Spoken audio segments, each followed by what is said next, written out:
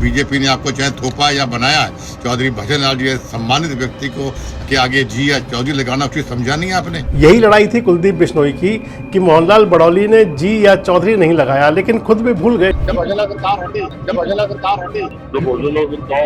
जहां भी जा रहे हैं वहां किसी भी होर्डिंग फ्लेक्स बोर्ड पर भारतीय जनता पार्टी का नाम नहीं है। और उन लोगों को भी मैं कहना चाहता हूं जो कहते हैं कि राजनीति में लोग स्वार्थी होते हैं।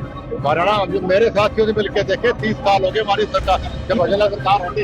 कुलदीप बिश्नोई कार्यकर्ताओं को जिनसे मिल रहे हैं उनसे कह रहे हैं मेरे कार्यकर्ता, हमारे कार्यकर्ता, बीजेपी के कार्यकर्ता की बात नहीं कर रहे। मैं सभी हमारे कार्यकर्ताओं को बधाई देता हूं कि जिन्होंने इतनी गर्मी के समय में मेरा यहाँ पर मान सम्मान किया, उसके दिल से बधाई। लेकिन कुलदीप बिश्नोई जी जो आजकल जो कर रहे हैं उससे जरूर लोगों के मन में जा रहा है कि आखिर कुलदीप बिश्नोई चाहते क्या हैं। 3 बार सरकार आपकी बनी, 3 में से 2 बार सरकार बनाने में कुलदीप बिश्नोई का योगदान है। बीजेपी को जानता कौन था पहले। आज की परिस्थिति अगर कहें तो भारतीय जनता पार्टी का झंडा डंडा गायब है।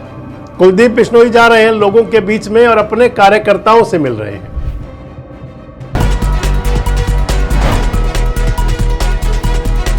दोस्तों नमस्कार, मैं संजय मग्गू और मौजूद हैं देश रोजाना के डिजिटल मीडिया मंच पर।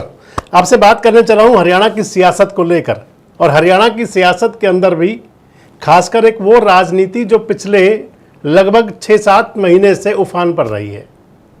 दरअसल भारतीय जनता पार्टी के नेता हैं कुलदीप बिश्नोई, पूर्व विधायक हैं, पूर्व सांसद हैं, चौधरी भजन लाल जी के सुपुत्र हैं। उनके बेटे हैं भव्य बिश्नोई। भव्य बिश्नोई भी पूर्व विधायक हैं। जो 2024 में विधानसभा का चुनाव हुआ था, ये ऐसा पहला चुनाव था चौधरी भजनलाल के परिवार के लिए कि आदमपुर ने उनको नकार दिया, चुनाव हार गए। और उसके बाद पिछले 6-7 महीने से राजनीति की ऐसी बिसात बिछ रही है कि जिस पर पता नहीं चलता कि होना क्या है। दरअसल शुरुआत इसकी हुई थी पंचकुला से।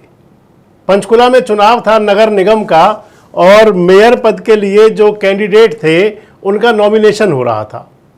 उस नॉमिनेशन के दौरान रेखा शर्मा जो राज्यसभा की सदस्य हैं, उनका एक बयान वायरल हो गया था जिसमें उन्होंने कहा था चौधरी भजन लाल के लिए कि भजन लाल जी की बदमाशी थी। एक समय पर कुछ इस अंदाज में बोली थी कि श्यामलाल बंसल से अधिक वोट नहीं पड़े, क्योंकि उन्होंने वो समय भी देखा है जब यहाँ पे बदमाशी थी कांग्रेस की, जब यहाँ बदमाशी थी बंसीलाल भजन लाल की और चंद्रमोहन की। पूरी तरह बदमाशी करके वो इलेक्शन जीते थे। और उसके बाद जैसे कुलदीप बिश्नोई को मुद्दा मिला था, कुलदीप बिश्नोई ने उसको उठाया था। इधर रेखा शर्मा और उधर उस समय के जो बीजेपी के प्रदेश अध्यक्ष थे मोहनलाल बड़ौली, उन दोनों को निशाने पर लिया था। कुलदीप बिश्नोई ने तो यहां तक कह दिया था कि हमारी वजह से, मेरी परिवार की वजह से सरकार आई है तीसरी बार। 3 बार सरकार आपकी बनी, 3 में से 2 बार सरकार बनाने में कुलदीप बिश्नोई का योगदान है। बीजेपी को जानता कौन था पहले। आपको मैंने मेरे गठबंधन की वजह से, मेरी वजह से आपकी सरकार बनी, कम से कम उसका तो आप एहसान रख लेते हैं। और उसके बाद से कुलदीप बिश्नोई लगातार चर्चाओं में है। हालांकि 2-3 बार मिल चुके मुख्यमंत्री नायब सिंह सैनी से, भाजपा के और नेताओं से भी मिल चुके हैं, लेकिन इसके बावजूद जो उनकी सियासत चल रही है, जो राजनीति चल रही है, वो कई प्रकार के सवाल खड़े कर रही है। आजकल कुलदीप बिश्नोई अपने कार्यकर्ताओं से, साथियों से मिल रहे हैं चाय पर चर्चा के नाम से। सिरसा में मिले थे, उनकी मुलाकात सिरसा में हुई थी, और उसके बाद उनकी मुलाकात पानीपत में हो चुकी। जहां भी जा रहे हैं वहां किसी भी होर्डिंग फ्लेक्स बोर्ड पर भारतीय जनता पार्टी का नाम नहीं है। कुलदीप बिश्नोई कार्यकर्ताओं को जिनसे मिल रहे हैं उनसे कह रहे हैं मेरे कार्यकर्ता, हमारे कार्यकर्ता, बीजेपी के कार्यकर्ता की बात नहीं कर रहे, भारतीय जनता पार्टी की बात नहीं हो रही। कुलदीप बिश्नोई जा रहे हैं, पानीपत में थे तो उनका एक जो मीडिया कर्मियों के साथ जो बातचीत थी वो आपको सुनवाता हूं, एक बार उससे भी आप अंदाज लगा लीजिएगा। सुनिए आप क्या कह रहे थे। मैं सभी हमारे कार्यकर्ताओं को बधाई देता हूं कि जिन्होंने इतनी गर्मी के समय में भी मेरा यहाँ पर मान सम्मान किया, उसके दिल से बधाई। और उन लोगों को भी मैं कहना चाहता हूं जो कहते हैं कि राजनीति में लोग स्वार्थी होते हैं। हरियाणा जो मेरे साथियों से मिलकर देखे 30 साल हो गए हमारी सरकार जब भजन लाल सरकार होती, तब से लेकर आज तक बिल्कुल किसी निस्वार्थ भावना से बढ़िया तरीके साथ थे, जिससे लोग अंदर उससे डबल बाहर थे। आप सबूत हो इस बात। तो पानीपत के अंदर कुलदीप बिश्नोई कह रहे हैं कि जब भजन लाल जी की सरकार थी, चौधरी भजन लाल जी की, हालांकि वो नहीं कह रहे ऐसा, वो तो केवल भजन लाल कह रहे हैं।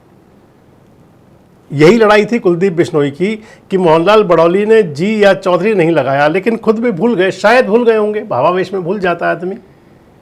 कह रहे हैं कि भजनलाल की सरकार थी जब, 30 साल पहले की बात कर रहे हैं, लेकिन कार्यकर्ताओं का हमारे साथ जुड़ाव है, ये बोला है कुलदीप बिश्नोई ने। ये बात ठीक है कि उनकी सभाओं में इकट्ठा हो रहे हैं लोग, लेकिन सबसे बड़ा सवाल आ जाता है कि सत्ता की बात, लेकिन कुलदीप बिश्नोई जी जो आजकल जो कर रहे हैं उससे जरूर लोगों के मन में जा रहा है कि आखिर कुलदीप बिश्नोई चाहते क्या हैं।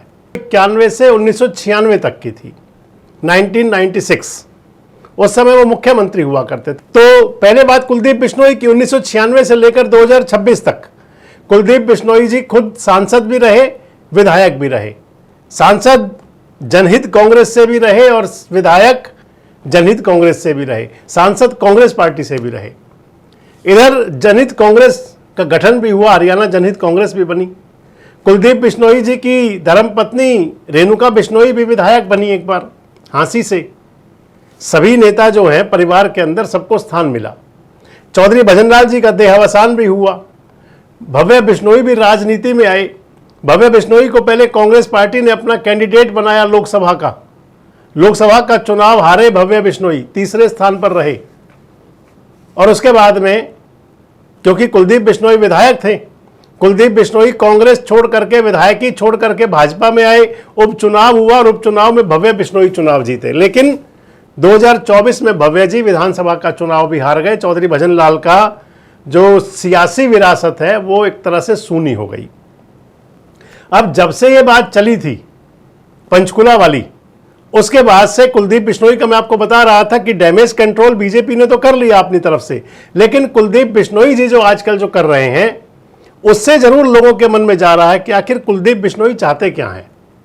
जिस प्रकार से वो चाय पे चर्चा के कार्यक्रम कर रहे हैं, तो राजनीति घटनाक्रम में रुचि रखने वालों को ध्यान होगा कि 2005-6 के दौरान में इसी प्रकार से चाय की चर्चा के कार्यक्रम हुआ करते थे जब कुलदीप बिश्नोई कांग्रेस पार्टी में थे।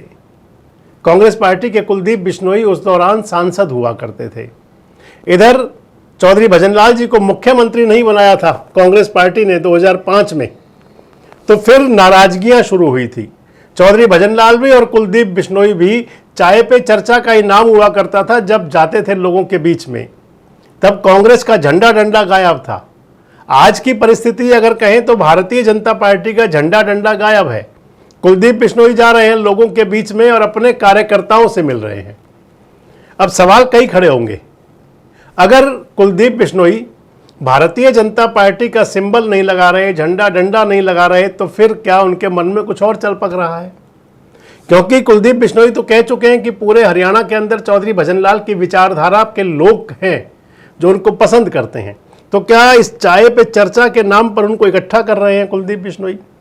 वो इकट्ठा कर रहे हैं भारतीय जनता पार्टी को ताकत दिखाने के लिए, या किसी और को ताकत दिखाने के लिए, और या फिर अपनी ही ताकत दिखाने के लिए? दरअसल राजनीति के अंदर कब क्या नया चलेगा कुछ पता नहीं होता, और आज की सियासत तो खासकर कुलदीप जी को लेकर के तो यही कह रही है। इधर वो 30 साल पुराने संपर्कों को भुना रहे हैं, इधर बात कर रहे हैं कि लोग जो हैं अपने तो अपने होते हैं, और यहाँ कयासों के दौर है कि आने वाले समय में आखिर होगा क्या। बड़ा सवाल है कि आखिर वाकई कुलदीप बिश्नोई के मन में है क्या? क्या उनका भारतीय जनता पार्टी में मन नहीं लग रहा? क्या उनको भारतीय जनता पार्टी से कोई उम्मीद नहीं रही कि यहाँ से कुछ मिल भी सकता है? क्या एक बार फिर से किसी क्षेत्रीय पार्टी का गठन होगा? क्या फिर से वो कांग्रेस की तरफ देखेंगे? क्या भारतीय जनता पार्टी के अंदर मोल भाव करने के लिए सब चल रहा है? क्या है, आपको क्या लगता है? कमेंट बॉक्स में अपनी राय जरूर दें। जुड़े रहें हमारे साथ, देखते रहें देश रोजाना। हमारे साथ जुड़े रहने के लिए सब्सक्राइब करें देश रोजाना के YouTube चैनल को, और नई वीडियो की नोटिफिकेशन पाने के लिए बेल आइकन जरूर दबाएं। अगर आप ये वीडियो Facebook या Instagram पर देख रहे हैं तो पेज को लाइक और फॉलो जरूर करें और ज्यादा से ज्यादा शेयर करें।